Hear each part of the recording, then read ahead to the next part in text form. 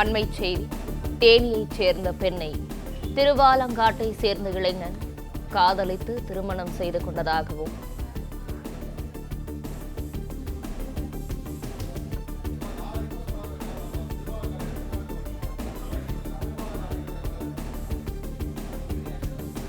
இது குறித்தான கூடுதல் விவரங்களை வழங்கவிருக்கிறார் செய்தியாளர் பாலாஜி. பாலாஜி வணக்கம். இது குறித்தான கூடுதல் விவரங்களை வழங்கலாம். வணக்கம்.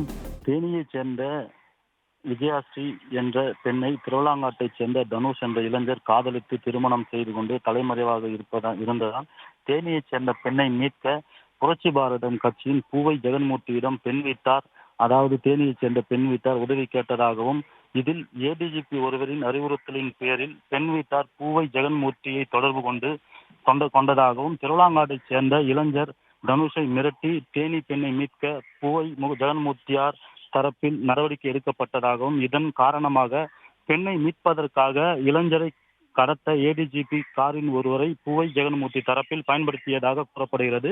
இளம் பெண்ணை மீட்கும் வகையில் இளைஞர் வீட்டிற்கு சென்றவர்கள் அங்கு அவர் தனுஷ் இல்லை என தெரிந்து கொண்டதால் இல்லாததால் அவரது வீட்டிலிருந்து அவரது தம்பியை ஏடிஜிபி காரில் கடத்தி சென்றுள்ளனர்.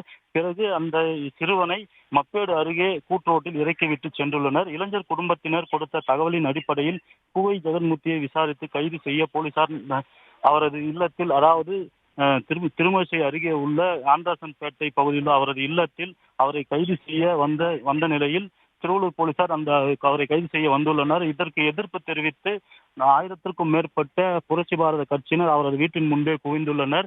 மேலும் இதன் காரணமாக முன்னெச்சரிக்கை நடவடிக்கையாகவும் ஆவடி காவல் ஆணையரகத்திற்கு உட்பட்ட வெள்ளவேடு காவல்துறையினர் சார்பில் 100க்கும் மேற்பட்ட காவல்துறையினர் தற்போது பாதுகாப்பு பணியில் ஈடுபடுத்தப்பட்டுள்ளனர். இதன் காரணமாக தற்போது பூவை ஜெகன்மூர்த்தி அவரது வீட்டின் முன்பு பரபரப்பானவும் பதட்டமான சூழ்நிலை காணப்பட்டு வருகிறது.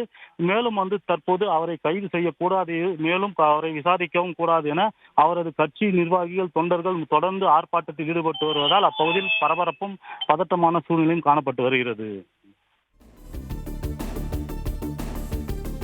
பிளே ஸ்டோர் மற்றும் ஆப் ஸ்டோரில் இருந்து பாலிமர் செயலியை QR கோடு மூலம் பதிவிறக்கம் செய்யுங்கள்.